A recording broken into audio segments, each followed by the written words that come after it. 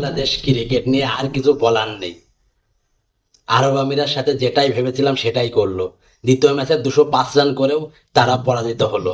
19 over 5 বলে 2 উইকেটে ম্যাচটি জিতে নেয় আরব আমিরা। মোহাম্মদ ওয়াসিম, আগেই বলেছিলাম যে মোহাম্মদ ওয়াসিমকে থামাতে হবে। মোহাম্মদ ওয়াসিমকে নিয়ে বোলিংদের আলাদা প্ল্যান করা লাগবে, কিন্তু তারা সেটা করতে পারেনি।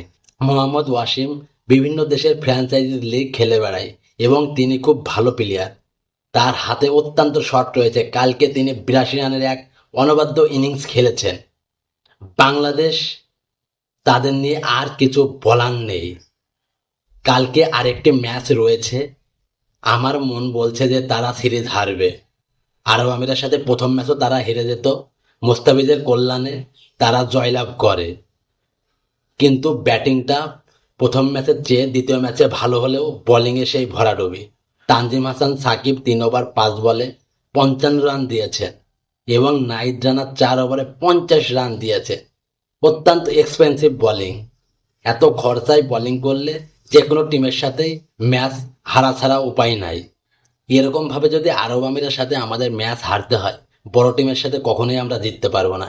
এদের সাথে হারলে কনফিডেন্স লেভেল চলে আসবে একবারে জিরো।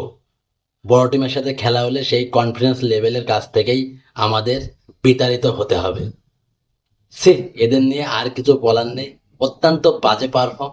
ব্যাটিংয়ে ভালো করলে বোলিংয়ে বাজে পারফর্ম, বোলিংয়ে ভালো করলে ব্যাটিংয়ে বাজে পারফর্ম। হতাশ, জাতি বড়ই হতাশ। তবে দেখা যাক যে তারা নেক্সট ম্যাচে কি রেজাল্ট করে। তবে অবশেষে আরব আমিরাই সিরিজ জিতবে বলে আমার মনে হচ্ছে।